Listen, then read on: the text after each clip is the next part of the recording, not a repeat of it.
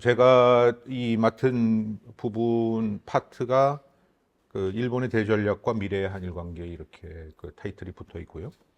어, 그 아마 그 강의안이 나가 있기 때문에 한번 뭐 훑어 보셨을 것 같은데 그거를 중심으로 해가지고 쭉 그 앞으로 1시간 동안 말씀을 드릴게요. 일본 문제인데 뭐 저희 이제 처음 시작할 때 나왔던 문제 제기이기도 합니다. 지금의 한일 관계, 지금의 일본 문제를 우리가 지금 당면하고 있는데 지금도 중요하지만 앞으로 20년 후쯤 돼서 2045년 되면은 우리 광복 100주년이 되고 일본은 전쟁 그 패전 그러니까 전후 100주년이라고 하는 이제 뭐 굉장히 큰 지금 중국이 100주년 이렇게 셀레브레이션을 하듯이 따라서 대강 그 정도로 우리가 좀 타임 프레임을 놓고 일본 문제를 생각을 하게 되는 경우에 그동안 우리가 좀 더 덜 생각한 부분들은 뭐가 있을까? 그리고 좀 그렇게 길게 시간축을 늘여놨을 때 부상하는 이슈가 뭐가 있을지 이런 것들을 오늘 한번 얘기를 해보려고 해요. 첫 번째 저기 보면은 과거 그러니까 20년을 뒤로 돌렸을 때 그러면 2004년이잖아요. 그때 저의 자아 비판을 잠깐 좀 하고 그때 그 신진학자로서 뭘 잘못 봤는지, 뭘 놓쳤는지 하는 얘기를 좀 해보고 싶고요. 두 번째는 그러면 일본 외교의 특징을 뭐 좀 그 얘기를 할 필요는 있을 것 같아요. 그래서 여러분들이 어, 아마 그 리딩으로 받았던 그 케네스 파일의 챕터가 뭐 일본의 한 150년을 이렇게 쭉 요약을 한 건데 그거 뭐 여러분들 그걸 읽으면서 좀 설득력이 있다고 생각하는 부분들도 있을 것이고 또 그렇지 않은 부분들도 있을 것이에요. 왜냐하면 그렇게 긴 세월에 일본 외교를 관료하는 정말 그런 특징이라는 게 정말 있을지 그리고 그게 앞으로 20년 후에도 계속 되는 것인지 이런 생각들을 해볼 수 있을 테니까요. 그리고 세 번째 오늘의 뭐 핵심 질문이 될 것 같아요. 현재 일본이 혹은 21세기를 바라보는 21세기 아직도 굉장히 많이 남아 있으니까 일본의 외교 대전략, 그랜드 스트래티지라는 게 있는지 그리고 만약에 있다면 그게 정말 미래를 이렇게 내다보면서 짠 전략인 건지 그리고 그 전략이 과연 제대로 수립이 된 거냐 그 제대로 수립이 됐냐라고 하는 건 뭐냐면 일본이 갖고 있는 그런 전략을 수행할 만한 수단이 있는 건지 능력이 그렇죠? 그게 없으면 그 전략은 그냥 말뿐인 것이고 따라서 그 문제를 우리가 좀 그 얘기를 해보려고 하고요. 그렇게 일본의 대전략이 지금 짜여져서 실행이 되고 있다면 한일 관계는 어떻게 되는 거냐라고 하는 것. 그래서 그 한일 관계의 미래를 좀 얘기를 하려고 하고요. 마지막에는 여러분들을 위한 한일 관계가 돼야 되니까 그렇게 되는 경우엔 뭘 생각을 할 수 있을 것인지 이런 것들을 좀 얘기를 해보려고 합니다. 첫 번째는 그 2004년인데 저 때가 저도 좀 가물가물하긴 해요. 불과 20년 전이긴 한데 그때 한일 관계는 뭐 비교적 좋은 시기였어요. 어, 그 김대중 오부치 선언이라고 한일 파트너십 선언이라는 게 양국 간에 이제 있고 그 흐름 속에서 한 뭐 4년, 5년 이렇게 지났던 세월이었고요.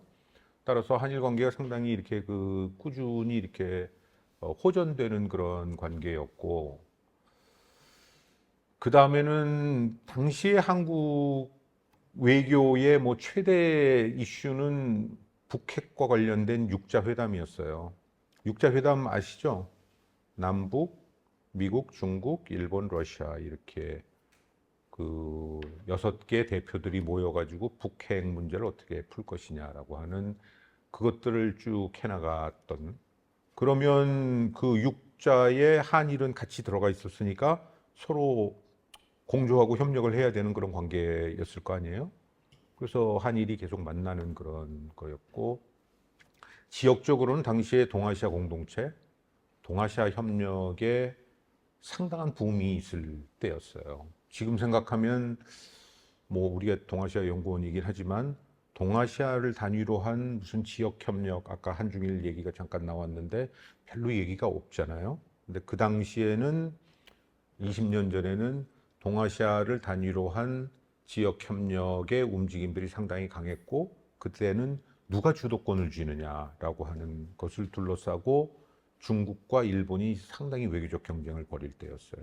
그리고 아세안도 아세안의 목소리를 키우려고 했었고, 그리고 한국은 그 당시에 노무현 대통령 시절에 그때는 그 국가 이런 그 슬로건도 동북아 시대 뭐 이렇게 걸어서 그 지역을 단위로 해서 한국이 좀 더 목소리를 키우려고 하는 그런 그 움직임들도 상당히 있었고, 그런 분위기였었고, 경제적으로는 신자유주의적 세계화가 상당히 진전이 되는, 그러니까 특히 외환위기를 겪고 1997년, 98년에 외환위기를 겪고 한국 사회 전체가 이 신자유주의적 세계화의 개혁의 흐름에 이렇게 쭉 들어가 있었던 그런 시대였고요. 마지막으로 문화적으로는 따라서 한일 간에도 그런 그 세계화 흐름 속에서 한일의 협력이 뭐가 있을지 이런 얘기들을 많이 하고, 그래서 그 당시에 상당히 얘기를 많이 했던 게 한일 FTA였어요. 그래서 실제 한일 FTA는 한국이 교섭을 시작을 했다가 2004년도에 중단을 해서 아직까지 중단 상태죠. 따라서 그런 그 FTA 교섭도 하고, 마지막으로는 문화교류가 상당히 요즘도 한류 해서 일본에 가보면 뭐 상당한 한류 붐이 있잖아요. 케이팝부터 해서. 그 당시에는 뭐 아시나요, 저거? 후유노 소나타라고 해서 겨울연가인데, 그때 뭐 겨울연가 해서 일본의 50대, 60대 아줌마들 사이에 뭐 엄청난 그 붐을 일으켰던. 그래서 그때 일본에 가면은 저한테 많이들 물어봤어요. 그 일본 학자분들이 아냐고. 그 이제 자기 부인 중에 이제 저기에 빠진 부인들이 있으니까. 근데 저는 저걸 드라마를 보지를 못해서 뭐 그랬던 기억이 있습니다. 그래서 최근에는 그 이태원 뭐였죠? 이태원 클라스인가? 그것도 종종 물어보더라고요. 근데 최근에는 이게 그 부인이 보는 게 아니라 본인도 봤다고 해가지고 전 이태원 클라스도 못 봐서 별로 그 대화를 참여를 못했는데, 어쨌든 간에 저런 분위기였어요. 그것이 다 저렇게 됐습니다. 그러니까 상당히 그 밀월 관계처럼 그 약간의 낙관론이 있었던 한일 관계는 얼마 후에 위안부 문제, 강제동원 문제가 들어오면서 조금 이따 얘기를 하겠지만 잃어버린 10년 이런 얘기가 나올 정도로 한일 관계가 완전히 얼어붙은 그런, 뭐 얼어붙었기도 했고 또 치열하게 싸우기도 한 그런 한 10년을 보냈고요. 북핵 육자 뭐 동아시아 공동체 이런 얘기 하는데 지금은 뭐 온데간데 없죠, 그렇죠? 지금은 정말 핵 미사일 크라이시스 상황으로 이미 돌입을 했고, 그리고 지역 단위로 한 협력보다는 그 미중 경쟁, 미중 전략 경쟁이 점점 더 이 지역을 이렇게 지금, 그렇죠? 그 분단을 하는 그런 그 흐름들을 우리가 지금 보고 있고, 신자유주의적 세계화가 어느 순간에 이제는 그 소위 디글로벌라이제이션, 그렇죠? 그런 흐름 속에 우리가 들어가 있고 경제 민족주의 얘기가 많이 나오고 있고 산업 정책, 경제 안보 이렇게 해서 그 세계화, 국경을 넘는 그 재화, 그러니까 상품, 자본, 노동의 흐름이 지금은 오히려 국경의 장벽 속으로 다 이렇게 들어가게 되는 그런 그 흐름들을 우리가 보고 있고, 마지막으로는 한일 간의 그 문화 교류도 여전히 지금 한류 있지만 또 다른 한편으로는 여전히 정체성 갈등을 지금 보이고 있는, 따라서 이런 그 20년 사이에 상당한 그 변화가 있는데, 근데 하나같이 좀 네거티브한 변화죠, 그렇죠? 한일 간에는 그것을 지금 생각을 해보면 제가 혹은 저를 포함한 학계가 심각하게 보지 못했던 것 중에서 하나만 꼽으라 그러면 저는 중국인 것 같아요. 그 당시에 중국의 부상 얘기는 하고 있었어요. 그런데 그게 중국 시장이 그 굉장히 그 커지고 중국 경제가 그 점점 성장을 함으로써 그 중국 시장의 확대에 따른 경제적 이득을 한국이 향유할 수 있었던, 그래서 한국이 97년, 98년에 금융위기, 외환위기를 겪고 비교적 빠르게 리바운드를 할 수 있었던 데는 중국 시장의 역할이 굉장히 컸어요. 그래서 그런 정도의 중국을 바라봤는데 지금 이쪽에서 나오는 것처럼 중국은 그런 한국의 경제적 기회의 땅으로서의 중국이 아니라 미국과 전략 경쟁을 벌이고 아시아 지역 패권을 장악하기 위한 강대국으로 발돋움하는 그 중국을 보지 못했고, 그런 중국과 일본 사이의 관계를 전혀 예측하지 못했어요. 그 관계는 조금 이따 보여드리겠습니다만은 2010년도에 중국과 일본 사이에 국력의 역전 현상이 벌어졌거든요. 그건 굉장히 그 상징적인 중일 관계에서 그것을 통해서 이미 14년이 지났어요. 따라서 그 중국의 부상과 중국의 도전, 패권적 도전의 그 영향을, 국제정치적 영향을 충분히 고려하지 못했던 것 하나. 그리고 두 번째는 그래서 미중 전략 경쟁이 격화된 그거를 하나 보지 못했고, 두 번째는 세계화의 흐름 속에서 이게 민족주의가 다시 부상해서 민족주의 대 민족주의의 대결과 충돌이 한일 간에 일어나고 그것이 한일 양국 간의 정체성 갈등으로 이어지고 그것이 단순히 정체성 갈등이 아니라 경제에도 영향을 미치고 부정적인, 심지어는 안보까지 부정적인 영향을 미쳐서 미국이 개입하는 그런 사태까지 오는, 그렇게 에스컬레이트 될 수 있으리라고 생각한 사람은 그렇게 많지 않았어요. 그러니까 그 크게 보면은 하나는 그 중국의 도전에 따른 전략적 경쟁, 두 번째는 이 민족주의가 다시 부활하는 세계화 이후에 그것들을 미리 내다보지 못했다. 만약에 그것을 그 당시에 심각하게 내다봤었다면 글쎄요, 어떻게 됐을까요?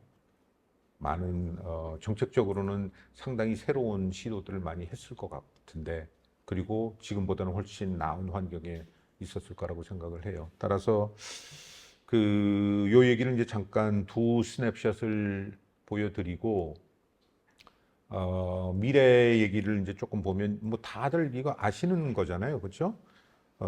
세계 GDP 점유율 예측인데 거기에서 보면 그 일본 요 지금 그 2000년 아까 2004년 얘기했잖아요, 그렇죠? 그래서 지난 한 20년 그리고 앞으로 20년을 조 박스인데 저 박스 내에서 보면 어떻게 돼 있죠? 두 선이 지금 밑으로 내려가고 있죠.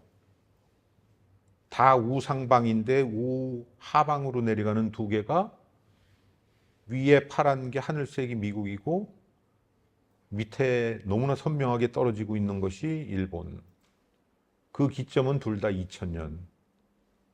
그리고 2000년을 기점으로 해서 노란 선은 쭉쭉쭉쭉 올라가고 있죠. 기울기는 앞에 두 개보다도 반대지만 더 가파르게. 저게 중국이죠. 그리고 서서히 다시 올라가고 있는 선이 두 개가 있어요. 저 연두색 저 선이 인도.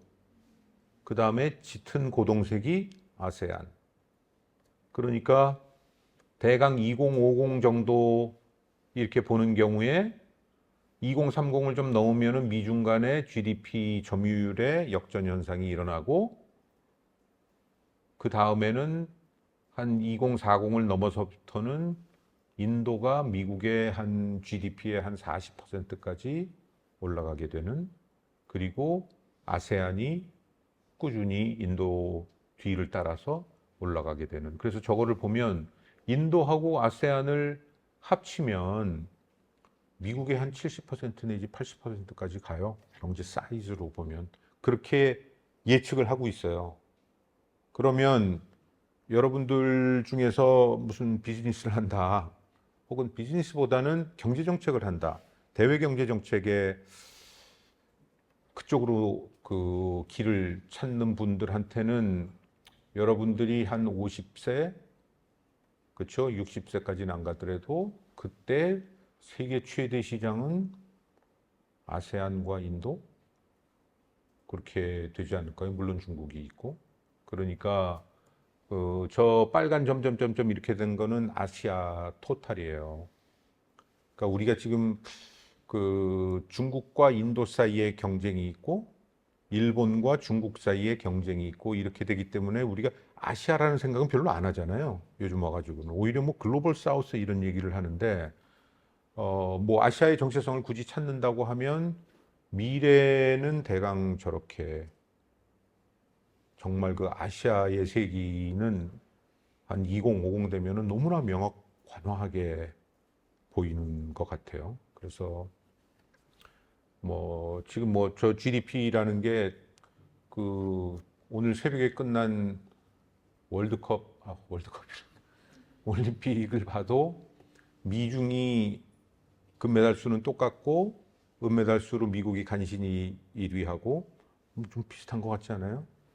일본이 3등하고 일본 GDP 3위니까 그러니까 그런 것들이 보이는데 아마 2050 되면은 그 올림픽 탑 10에 뭐 반 이상은 아시아 국가, 반 이상 훨씬 더 그렇게 되지 않을까 그런 생각은 합니다. 따라서 지금 저거는 뭐를 지금 얘기를 하려고 하면 아까 국제질서 얘기를 하셨는데 미래의 국제질서를 우리가 바라볼 때 뭐 다중질서 혹은 뭐죠? 다원역 질서 이런 그 아마 일강에서 좀 그런 그 말씀들을 들으셨을 텐데, 그러니까 꼭 멀티폴라는 아니더라도 그 새로운 어떤 그 의미권들이 이렇게 그 복수로 존재하는, 그리고 그것들이 서로 경쟁하기도 하지만 또 결국은 공존하는 그런 시절이 올 수도 있는 거죠. 그러니까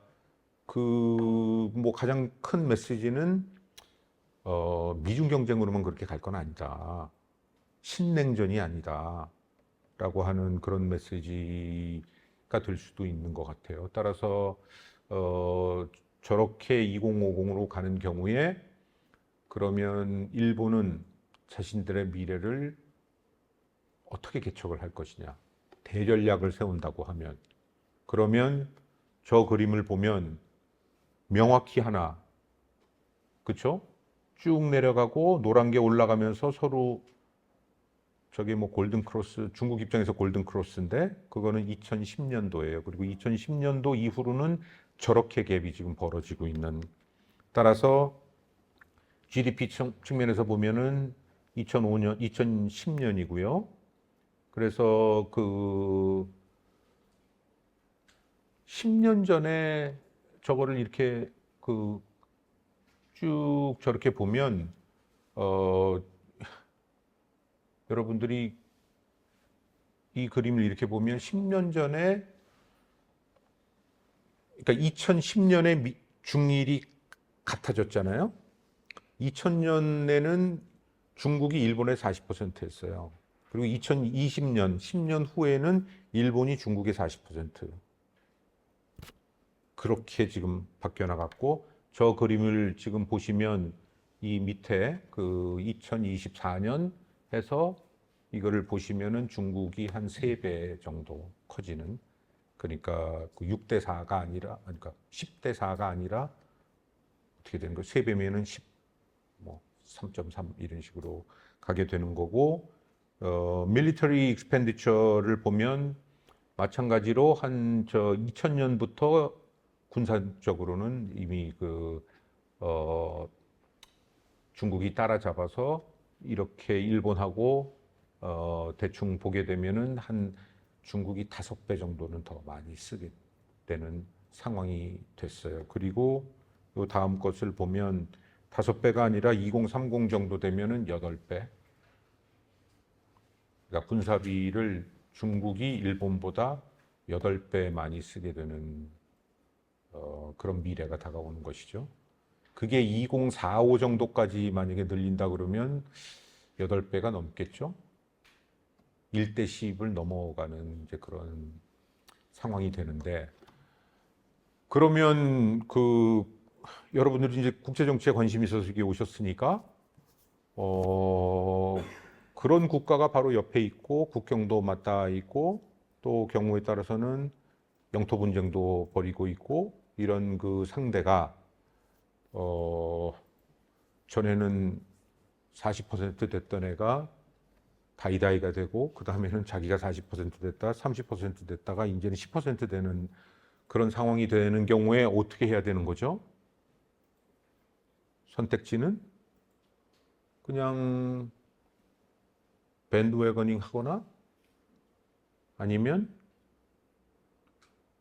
그래도 어떻게 될지 모르니까 밸런싱을 하는데 열심히 군사력도 확장하고 경제력도 확장하는 소위 인터널 밸런싱도 하고, 당장은 가장 필요한 거는 동맹이죠, 뭐. 그렇죠? 미국을 철저히 붙잡는 거. 뭐 대강 그 3개 정도잖아요. 우리가 그냥 국제정치적으로 국제정치 이론으로 생각하면, 그러면 일본의 초이스는 밴드웨건으로 가는 거냐? 중국은 그걸 원하겠죠. 일본이 꿀고 들어오기를. 아니면 밸런싱을 할 거냐라고 하는 뭐 그런 정도의 생각은 이걸 보면서 하실 것 같아요. 일본이 대전략을 짠다고 하면. 그렇죠? 우리도 그런 거 아니에요?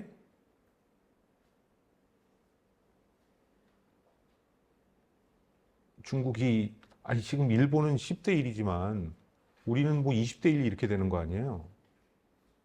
정말 뭐 어느 순간에 세 발의 피가 될 수도 있는데 그러면 뭐 우리가 어떻게 할 거냐 하는 뭐 같은 고민이 될 것 같아요. 그리고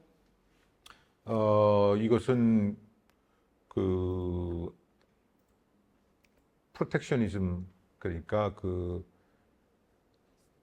일종의 그 트레이드 리스트릭션, 여러 가지 그 무역 장벽들을 설치하는 것들, 네거티브한, 그러니까 조금 더 해로운 형태의 무역 장벽이 있고 그 조금 더 긍정적인 쪽으로 그런 그 장벽도 있을 텐데, 리레귤레이션이라고 해서 그런 것들 이렇게 보면 뭐 명확하게 지금 저렇게 세상이 흘러가고 있는, 그러면 일본과 같이 뭐 우리 정도까지는 아니지만 무역으로 혹은 대외 개방 경제를 갖고 있는 국가가 경제 환경이 저렇게 흘러가고 있다라고 하면 대전략에 저 요소는 반드시 집어넣어야 되겠죠.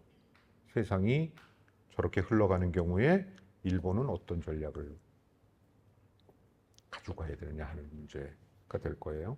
그리고 그것과 연결해서 이게 단순히 뭐 상품, 자본의 문제가 아니라 문화적으로도 이런 글로벌라이제이션에 대한 백래시가 지금 굉장히 강한, 그렇죠? 뭐 트럼프가 대표적인 거잖아요. 이미그레이션 더 이상 못하게 하겠다. 유럽의 라이트 윙들 핵심 이슈는 그거잖아요. 이미그레이션 문제, 일리걸 이미그레이션 포함해서. 따라서 뭐 장벽도 쳐야 되고 뭐 이런 것들을 이렇게 쭉 하는 거고, 한일 같은 경우에는 이게 컬처럴한 차원에서 서로 교류하고 공유하는 것보다는 서로 경쟁하고 갈등하는 그런 측면들이 불거져 나오는데, 그게 우리가 2010년도에 겪었던 한일 간의 갈등의 한 측면이라고 볼 수가 있을 것 같아요. 그래서 이런 그 일종의 그 내셔널리즘, 파퓰리즘의 그 확산, 횡행, 이런 것들이 지금 새로운 트렌드로 다가오고 있기 때문에 그 물결을 어떻게 넘을 것이냐 하는 그런 과제들이 있게 됩니다. 그래서 일본의 도전이라고 우리가 얘기를 할 때, 미래 도전이라고 할 때 코어 챌린지가 몇 개 있는데, 역시 넘버원은 지금까지 제가 얘기했던 것처럼 일본은 중국이라고 생각해요. 중국이.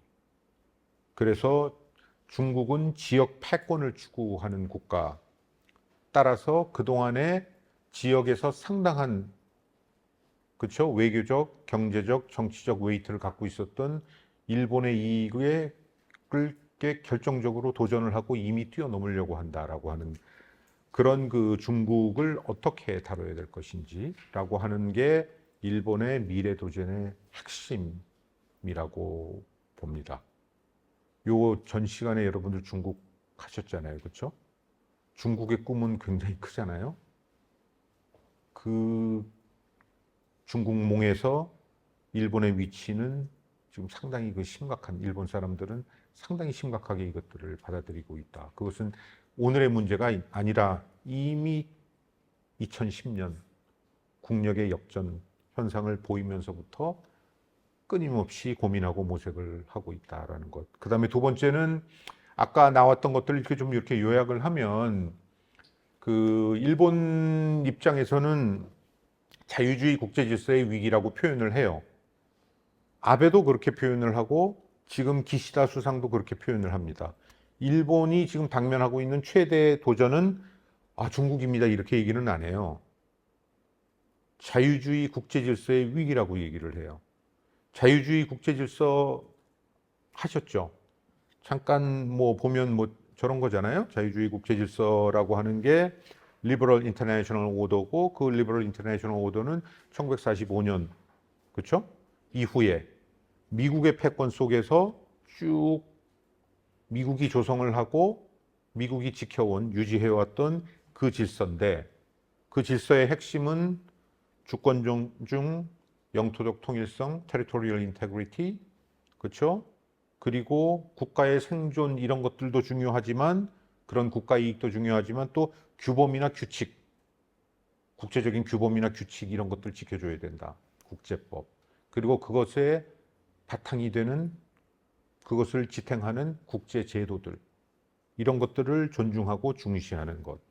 그리고 시장 논리에 기초한 자유와 개방의 경제 원칙들, 민주주의, 그렇죠? 민주주의에 기초해서 협상과 타협을 하고 분쟁을 평화적 해결을 하고 뭐 이런 것들. 이게 뭐 미국 자신에 의해서 깨지기도 하지만, 적어도 국제사회에서 이러한 규범과 원칙들에 대해서는 이거는 지켜나가야 된다라고 하는 데 대한 대강의 합의들이 있어 왔잖아요. 그리고 그 합의의 핵심은 주요 강대국, 특히 미국이 이것을, 여기에 대해서 이것을, 거기에 대한 강한 커미트먼트를 가져왔기 때문에 쭉 진행이 되어 왔는데, 그것들이 지금 흔들리고 있다.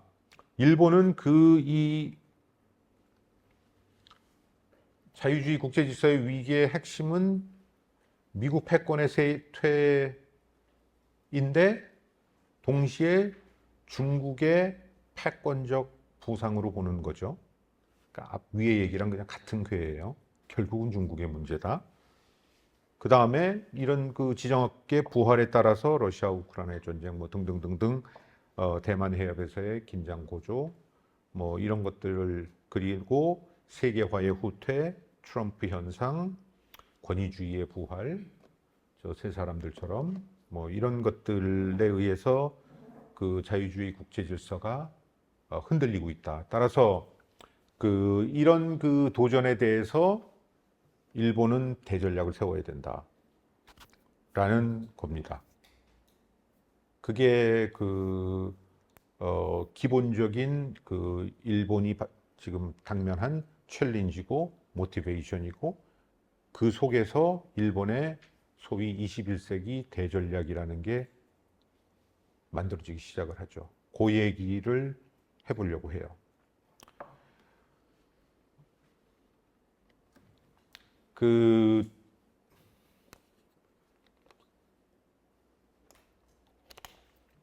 대전략이라고 하면 대한민국은 대전략 있나요? 소전략은 있나요? 뭐 있겠죠, 당연히. 여기서 이제 그랜드 스트래티지라고 하는 건데, 저 그랜드 스트래티지는 첫 번째는 이 얘기 참 1, 2강에서 혹시 나왔나요? 대전략의 논의는 안 했나요? 잠깐만 하고 넘어갈게요. 우리 국익이라는 게 있잖아요. 근데 그 국익을 장기적으로 추구한다라는 그런 대전제가 있습니다. 그럴 때 우리가 그랜드 스트래티지라고 얘기해요. 대목표를 설정을 하고 거기에 따라서 여러 가지 가용한 수단들을 배치하고 그것들을 잘 활용하는 일종의 통치술.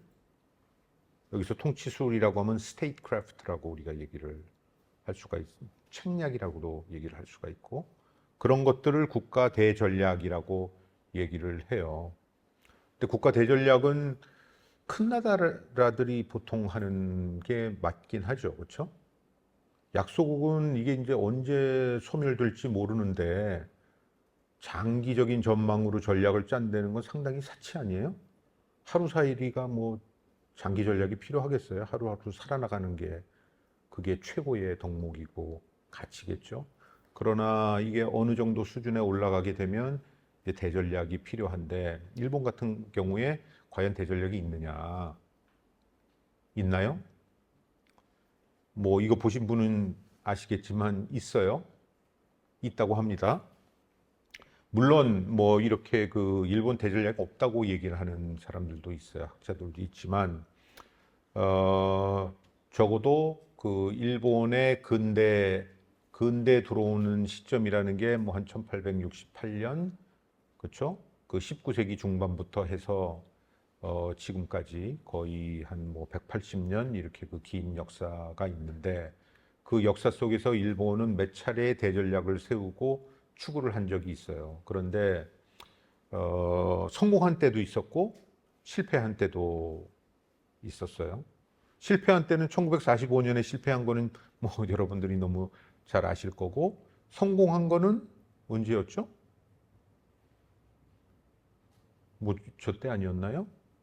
명치유신하고 근대화하고, 그 당시에는 근대화라는 말은 없었어요. 근대화라는 말은 45년 이후에 학자들이 만들어낸 말이고, 서양화, 일본이 독립을 보전하고 발전하기 위해서는 서양화를 해야 된다라고 하는 세이오카라고 하는 겁니다. 그러니까 그것을 위해서 핵심은 부국 강병이라고 하는 슬로건, 저것을 추구하는 것, 그것이 일본의 대전략이었고, 그 대전략은 상당히 성공을 했죠. 그래서 그 대전략을 추구하는 데 있어서의 1차적인 라이벌은 중국이었어요. 그렇죠? 이 뒤에 아까 저리 보시면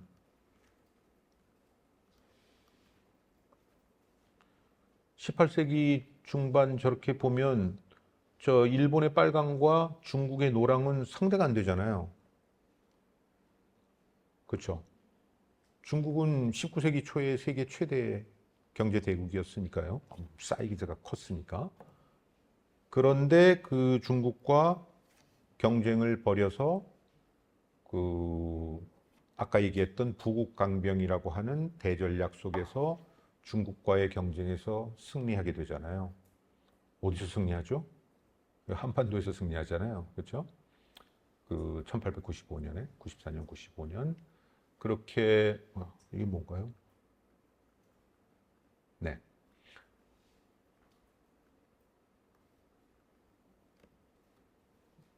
결국은 그 중국과의 전쟁에서 이기고 그 대가로 타이완을 얻고 그렇죠?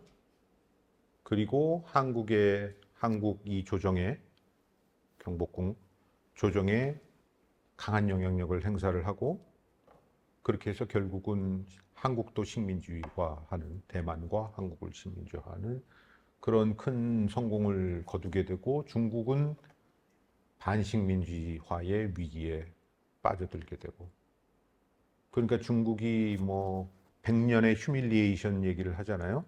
그 휴밀리에이션의 시작은 언제죠? 1895년이잖아요. 이 한반도에서 일본에게 쫓겨나간 것, 대패한 것 그때부터. 따라서 뭐 저렇게 쭉 저기 뭐 G7, G5 저렇게 쓴 거는 그냥 사실 G7은 아닌데 그 아시아를 경략을 하기 위한 주요 국가 내 서로 협력 체제라는 게 있었어요. 아시아라고 하면 그냥 간단히 중국의 이권을 획득하기 위해서 유럽과 미국, 유럽 5개, 미국, 일본. 그걸 그냥 편의상 G7이라고 부르고. 그 다음에 1919년 1차 세계대전 끝나고 이 지역을 관리하는 주체는 또 G5였어요. 구미의 4개국과 일본. 그리고 해군 군축회의를 열어요. 그래서 이 태평양에서 군함은 몇 대씩 갖고 있자 서로. 그 중에 하나가 일본이었어요. 그러니까 탑4에 들어가 있던. 그리고 30년대 들어오면서는 이제 미국과 이 지역을 공동 관리하자라고 하는 게 일본의 목표였던. 그러니까 이게 전체적으로 보면 그게 전쟁의 길로 들어가는 것이었지만 저 전략은 굉장히 지나치게 성공을 해서 결국은 미국과 전쟁까지 끌고 가는 그런 그 일종의 과거의 대전략이 있었습니다. 그래서 그 전략 이후에 이제 45년 이후에 패전 이후에 일본은 새로운 전략을 마련하게 되는데 그 새로운 전략은 저렇게 됩니다. 그 전략의 대전제는 미국이에요. 그러니까 승자인 미국, 45년도에 승자인 미국, 패자인 일본인데 그 패자인 일본이 새롭게 모색한 대전략이라는 게 소위 요시다 독트린이라고 하는 그 전략인데 그 전략은 그 미국 패권 속에서 2인자로서 살아남는 그것이 일본의 전략이었어요. 그래서 그 한편으로는 그 경무장하고 미국의 동맹 체제 속에서 미군이 일본의 안보를 지켜주고 일본은 경제 우선의 전략을 통해서 그 경제 성장을 이끌어가는 그것이 일본의 대전략이었습니다. 그래서 그 대전략이 또 엄청나게 성공을 거둬서 1968년도에는 당시에 서독이죠. 서독을 뛰어넘어서 이쪽 자본주의 세계에서는 뭐 제2의 경제 대국이 됐고 1980년대 그쯤 돼가지고는 미국 GDP의 40%까지 쫓아갑니다. 미국 GDP의 40%라고 하는 거는 2008년도에 중국이 미국 GDP의 40%까지 올라갔어요. 2008년 한번 생각을 해보시면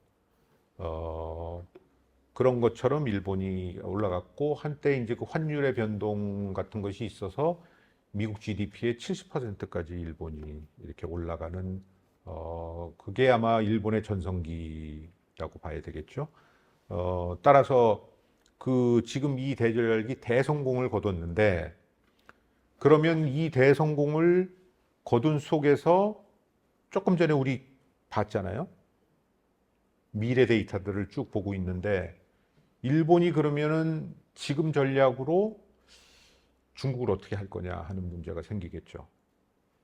근데 지금 이 전략을 보면은 경제 우선 전략인데, 프로젝션으로 보면 이미 중국이 일본을 뛰어넘어서 한참 앞서가게 돼 있어요.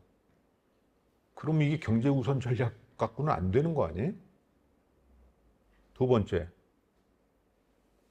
방위인데, 군사력 경쟁인데, 일본은 경무장, 경무장이라고 하는 것은 일본의 방위의 대원칙은 전수방위예요. 전수방위라는 뜻 아시죠? 오로지 수비하는 방위 전략인데, 뭐 그냥 쉽게 생각을 할 때, 만약에 일본이 갖고 있는 남서제도라고 하는 여러 섬들이 쭉 내려가서 오키나와 포함해서 쭉 해가지고 대만 옆에까지 쭉 일본 섬들이 있어요. 동중국해에. 그 일본 섬들의 한 섬을 중국이 만약에 점유를 했다, 강점을 했다, 그러면 전수방위 태세 가지고는 다시 뺐을 수가 없는 거잖아요. 수비 태세만 돼 있기 때문에. 해병대도 있어야 될 거고, 공격무기도 있어야 될 거고, 반격 능력도 필요하고, 뭐 그런 거겠죠. 그래서 그 일본의 이 기본적인 이 군사 태세도 굉장히 많이 바뀌어야 되고, 그리고 무엇보다도 아까 나왔던 것처럼 이게 인터널 밸런싱에는 한계가 있기 때문에, 왜냐하면 GDP 저렇게 차이가 갈수록 차이가 나는데 내적 균형만 추구해서는 상대가 안 될 테니까, 그러면 어떻게 해야 되는 거죠? 미국을 더 철저히 붙잡아야 되는 거죠. 근데 미국을 더 철저히 붙잡기 위해서는 미국이 원하는 걸 들어줘야 될 거 아니에요. 응? 미국이 무슨 자선 사업가도 아니고, 일본을 지켜주는 데는 미국이 이익이 있어야 되는데, 그 미국과의 이익의 균형을 맞춰줘야 되는 그런 문제들이 있기 때문에, 이런 것들을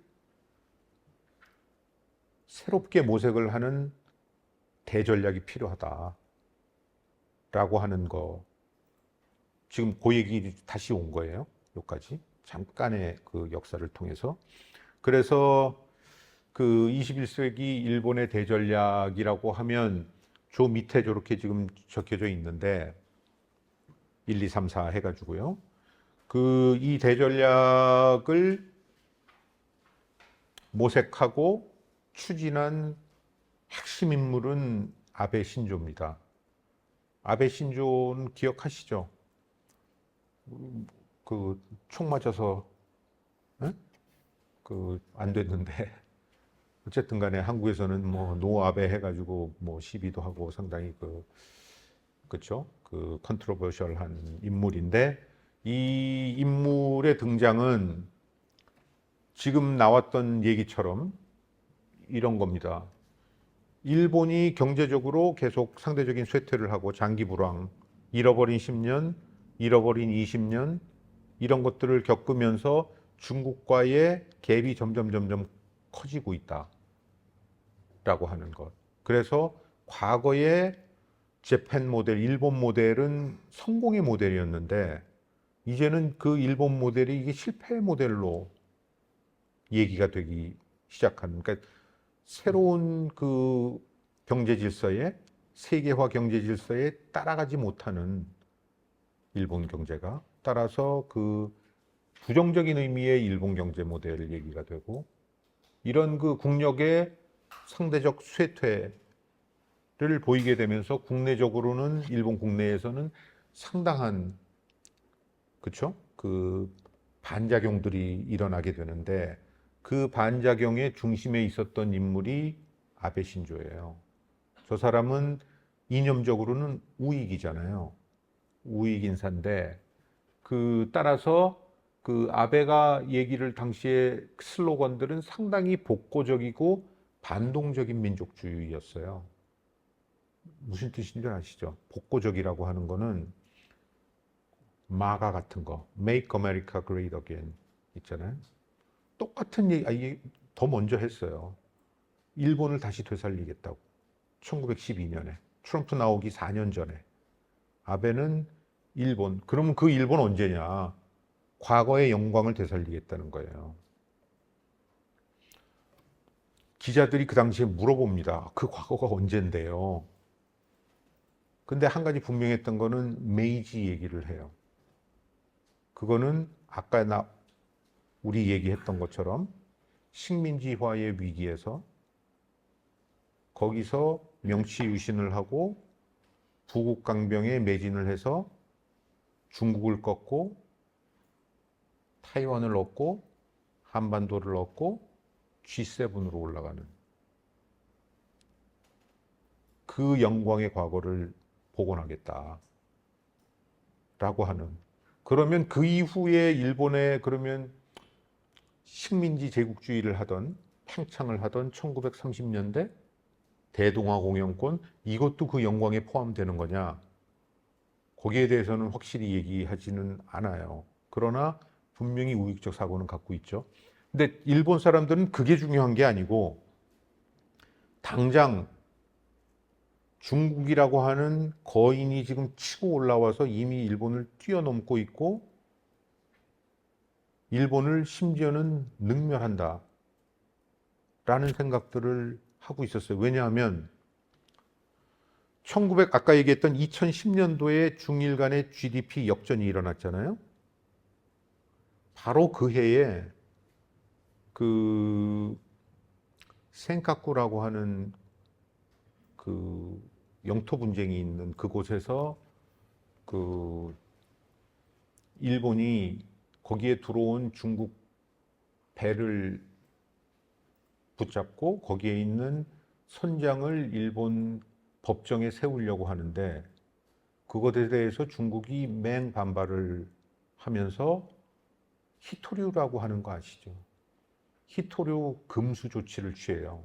그 히토류라고 하는 게 그렇죠? 전자제품에 필요한 그런 그 일종의 지금으로 얘기하면 그 핵심 광물인데 크리티컬 머티리얼인데 그 수출을 금지를 하고 중국에 있는 일본 사람을 억류를 하고 이런 일들을 하면서 결국은 일본이 무릎을 꿇고 풀어줘요.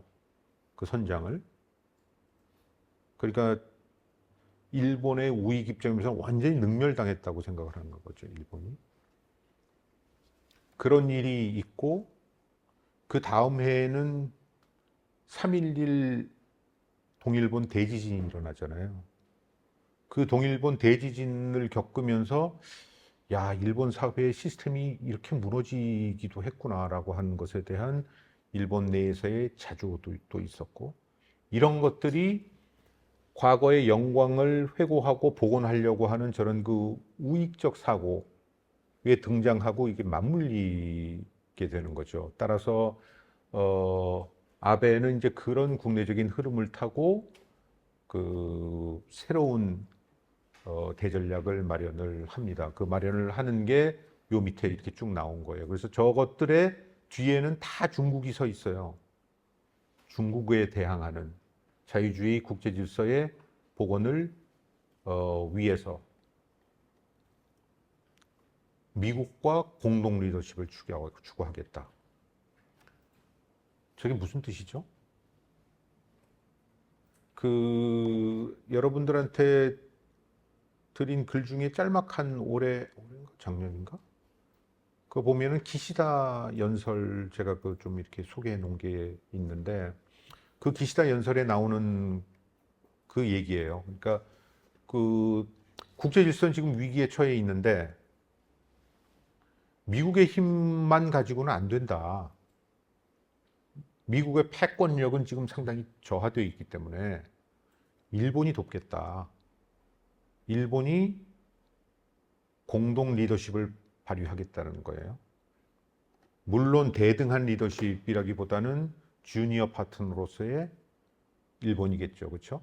그게 지금 아베부터 기시다로 쭉 이어지는 일본의 새로운 대전략의 핵심입니다. 그러니까 미국을 철저히 끌어안는 거죠. 군사적으로 미국이 세계 최강이니까.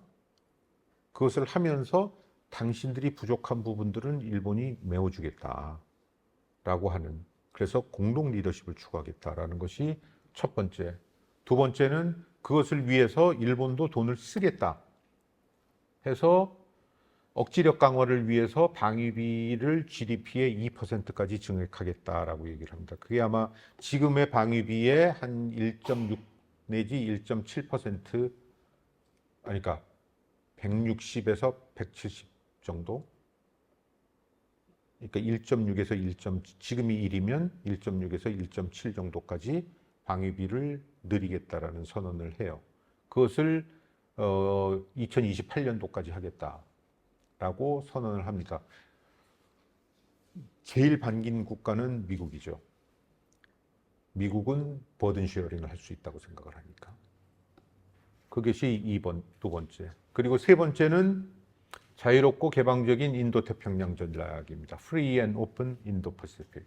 저거는 지역 전략인데 일본도 알죠. 미국만 붙잡아가지고 활로가 개척되지 않는다는 거를 그림에 나와 있잖아요. 그리고 저 그림은 일본 애들이 만들어 놓은 그림이에요. 처음에 왜 세계 GDP 미쓰비시 종합연구소가. 그러니까 일본의 그쵸? 엘리트들의 프로젝션을 보면, 걔네 프로젝션에 따르면 역시 미국을 붙잡아야 되지만 그거 가지고는 안 된다라는 것. 따라서 인도태평양 전략을 펼쳐야 되고 그 핵심은 파트너는 인도다라고 해서, 그리고 인도는 그렇게 올라가고 있잖아요. 그렇죠?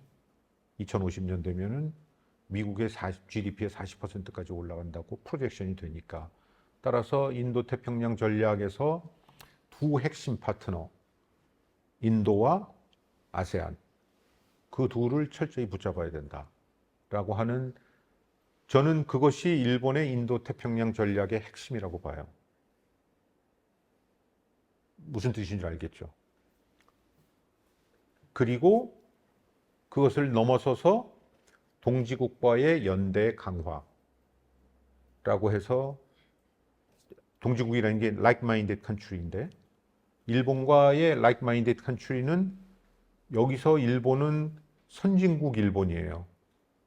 그러니까 선진국 정체성을 공유하고 있는 국가들, 그거는 G7, 쿼드, 한미일, 미일호, 미일인, 이런 나라들, 그런 나라들과의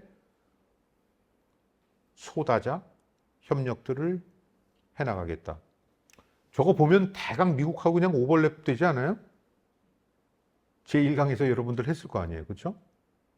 상당히 오버랩 돼요. 그러니까 일본의 대전략은 저렇게 지금 짜여져 있어요. 그러면 저 1, 2, 3, 4에는 다 도전 요인들이 있어요. 그렇죠? 미국과의 공동 리더십이라고 하는 경우에 만약에 트럼프 정부가 들어온다면, 그러면 트럼프 정부의 요구를 일본이 다 들어주면서 버든 쉐어링 해나가면서 공동 리더십 과연 가능할까? 일본의 국내 정치가 그거를 받쳐줄 수 있을까? 이를테면 우리도 그렇잖아요. 트럼프 정부가 들어와서 우리 방위비 분담금 6배 늘린다 라고 하면, 만약에 윤석열 정부가 그런 얘기를 한다고 하면 한국 사회가 그거를, 야당은 벌떼같이 들고 일어날 텐데, 굴욕 외교라고. 일본도 똑같죠. 그게 이제 그런 당장 국내적으로 나오는 문제. 군사 억지력 강화, GDP 지금 저렇게 늘리겠다고 하는데, 우리도 여러분들이 지금 정부가 예? 군사비 1.7배 늘리겠다고 하면 앞으로 지금 2028년이니까 4년인데 27년 여러분들 어그리 하겠어요? 지금 뭐 사회보장비 연금 뭐 해가지고 지금 난리도 아닌데 이런 속에서 국내적인 도전 요인이 상당히 클 거예요.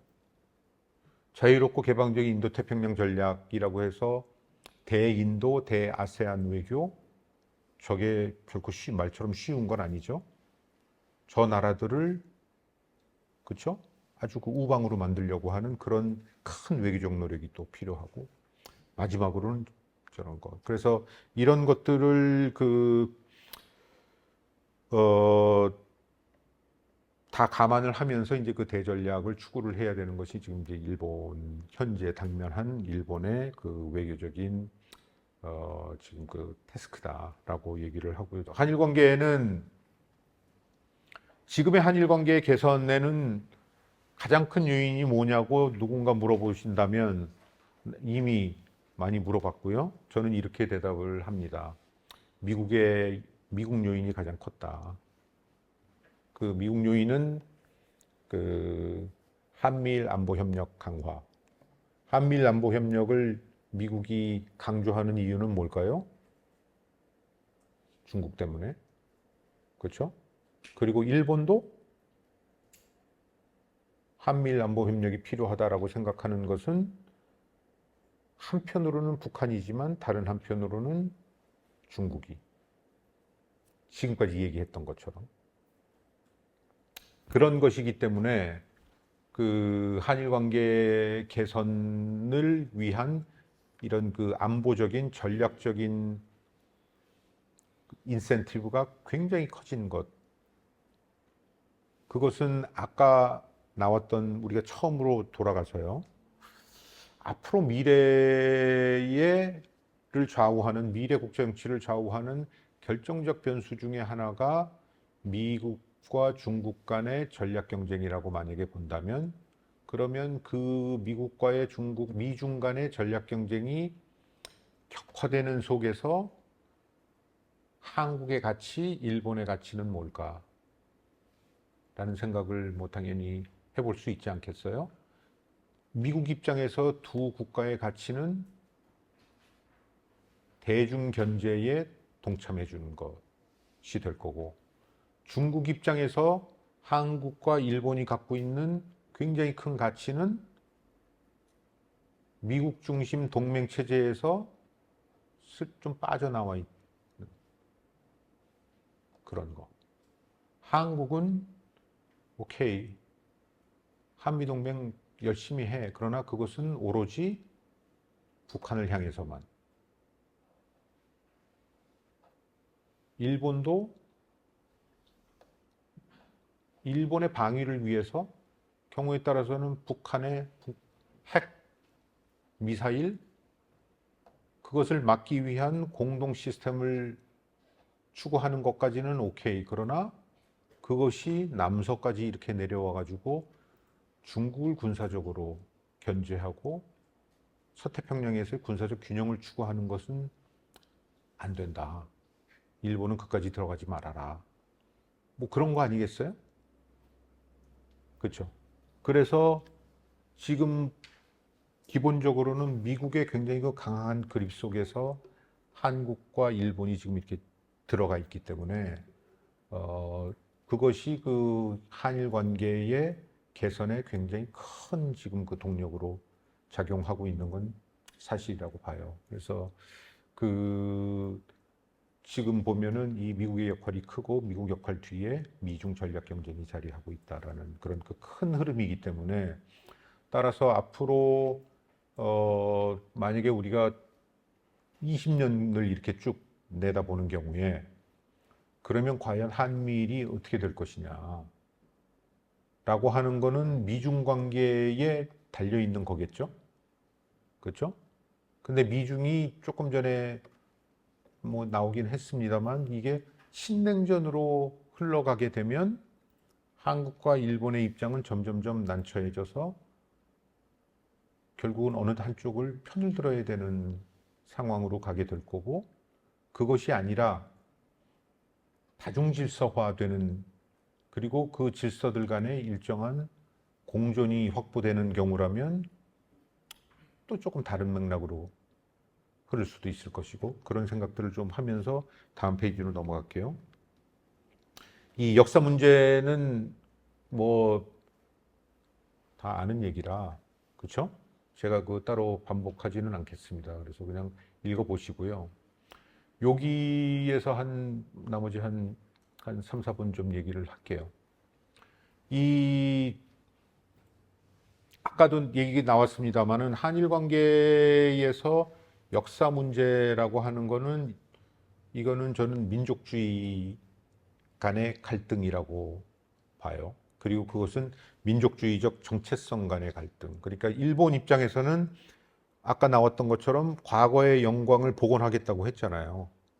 그 과거의 영광을 복원하는 데 있어서 한국의 기술이라는 건 뭐 특정하게 들어가겠죠. 그러나 우리는 그걸 못 받아들이는 거 아니에요? 그렇게 되는 경우에 이제 이 클래시가 일어나는 건데, 다시 말해서 대한민국의 정체성을 반일민족주의적 정체성으로 만약에 규정을 한다. 무슨 뜻인 줄 아시잖아요. 그렇죠? 그게 굉장히 중요한 뿌리다라고 하는 경우에는 이거는 정체성 갈등은 있을 수밖에 없잖아요. 저쪽은 반대는 또 완전히 반대로 해석을 하는 거고, 그렇게 되는 게 2010년도에 한일 간의 갈등이었다고 봐요. 그리고 그것을 그렇게 해석하는 것은 굉장히 기성세대적인 발상이에요. 그건 무슨 뜻이냐 하면, 여러분들은 그 건국 논쟁에 관심 있으세요? 대한민국 건국이 48년이냐, 45년이냐, 19년이냐. 그게 우리의 정신과 어를 결정적으로 좌우한다. 어? 우리가 그 문제를 어떻게 생각하느냐에 따라서. 그렇게 생각하세요? 뭐 생각하실 수도 있어요. 근데 내가 가르쳐왔던, 내가 들어갔던 그 수업에 있는 학생들은 별로 그렇게 생각을 하질 않아요. 그리고 내가 여태까지 분석했던 여론조사 데이터도 그렇게 나오질 않아요. 지금의 젊은 세대들은. 근데 그 젊은 세대를 MZ라고 얘기를 하는데, 나는 그게 정확한 표현인지 아닌지는 모르겠어요. 근데 내가 쓰는 표현은 첫 시간에 얘기했던 그거예요. 선진국적 정체성. 어쨌든 선진국에서 태어난 사람들이고, 그 시각에서 일본을 바라보는, 그 시각에서 일본과의 역사를 바라보는 거하고, 약소국, 개도국 정체성을 가진 나 같은 사람, 거기서 이렇게 쭉 자라서 일본에 대해서 열등감을 가지고 있고, 그러나 도덕적 우월감도 또 가지고 있고, 무슨 뜻인 줄 알죠? 그 한일 관계의 정치사적 문제에 나오잖아요. 왜 그런 것들을 갖고 있는지. 그것 때문에 수고감도 굉장히 강렬하게 갖고 있고, 그래서 일본을 꺾으면 마치 대단한 걸 한 것처럼 생각해요. 올림픽에서, 월드컵에서. 뭐 그런 건데, 따라서 그런 그 기성세대들, 일본도 마찬가지예요. 한국은 일본이 키워준 나라라고 생각해요. 일본의 리더십들은 그렇게 배웠어요, 또. 그래서 식민지 때는 식민지 때로, 아니 미안한데 저건 근대화 시켜준 거 아니냐. 못된 짓도 많이 했지만 한국은 일본 손에서 근대화 했어 라고 하는 거 하나. 그렇죠? 그리고 두 번째, 45년 이후에, 65년 이후에도 일본의 도움에 의해서 박정희의 조국 근대화가 이루어졌어요. 그러니까 한국은 일본이 도와주는 나라, 튜털리지 속에서 여기까지 온 나라인데, 그 한국이 일본하고 다이다이로 쓴다라는 건 못 받아들여요. 일본의 기성세대 정치인들은 심리적으로 받아들일 자세가 안 돼 있는 거예요. 마치 2010년에 중국을 심리적으로 받아들일 수 없었던 것처럼. 한국 한일 역전이라는 건 없어요. 그렇지만 굉장히 많이 올라와 있잖아요. 그것을 일본의 기성세대들은 쉽게 받아들이지 못하죠. 한국의 기성세대들은 아까 같은 멘탈리티를 가지고 있고, 그러면 이게 계속이 되고 일본의 젊은 세대들이 일본의 기성세대의 교육의 그 스테레오타입을 받아들이게 되면, 그리고 여러분들이 내 세대에 갖고 있었던 일본관에 여러분들도 모르게 스며들고 받아들이게 되면, 그러면 2040도 비슷할 거예요. 계속 비슷한 관계로 가게 될 거고, 그것이 아니고 양쪽의 젊은 세대들이 그런 과거의 민족주의를 뛰어넘을 수 있다고 하면, 그럼 한일 관계는 굉장히 새로운 차원으로 들어가는 게 되겠죠. 그런 모습들을 지금도 많이 봐요. 그런데 전형적으로 세대적으로 지금 세대 간에 갈리고 있어요. 나의 분석에 따르면. 그러나 일본도 한국도 권력은 기성세대가 지금 쥐고 있기 때문에, 그리고 일본의 정치체제나 한국의 정치체제가 충분히 민주적이지 않아서 그런 목소리를 담아내지 못하고 있기 때문에 여전히 기성세대의 일본관, 한국관이 대세를 이루고 있는 것은 맞아요. 그러나 이것들이 바뀌게 되면 한일 관계는 상당히 달라질 거다. 그렇게 달라지는 경우에 결국은 할 수 있는, 앞으로 뭐 이게 다 그런 얘기예요. 대강 저런 것들을 생각해 볼 수 있을 것 같아요. 공생이라는 가치. 그러니까 서로 더 경제적으로 잘 산다라고, 잘 살기 위해서 경제적인 경쟁도 벌여야 되겠지만, 양국이 미래에 당면하는 공생과 관련된 문제들이 있잖아요. 그것들을 함께 풀어나갈 수 있는 그런 그 협력은 굉장히 중요하다. 그리고 한일 간에는 그런 그 아이템들이 상당히 많이 있어요. 이를테면 이 서로 상대적으로 여러분들이 받아들이고 싶을지 알지 몰라도 우리나라 relative decline 하는 거는 맞잖아요. 뭐 인도네시아 이런 나라들이 쭉쭉쭉 올라오는데, 그래서 2045면은 인도네시아가 탑4 내지 탑5 되거든요.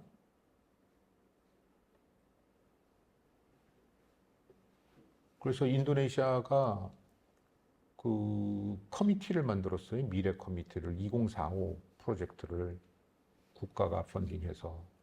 그래서 저한테도 서베이 자료들이 왔어요.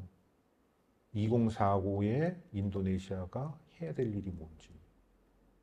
세계 탑4 내지 탑5가 됐을 때. 인도네시아도 그렇게 준비해요. 우리는 3년 후도 준비 안 하잖아요. 그래서 그런 상대적으로 쇠퇴하는 그런 선진국들, 선진국으로서 잘 사는 선진국으로 그런 정체성을 바탕으로 해서 서로 풀어나가야 되는 문제들이 있을 거예요. 뭐 대강 저런 문제들이라고 저는 봐요. 그래서 그런 것들을 서로 머리를 맞대고 협력을 해나가는 그런 관계가 됐으면 좋겠다라는 말씀드리면서 여기서 마칠까요? 고맙습니다.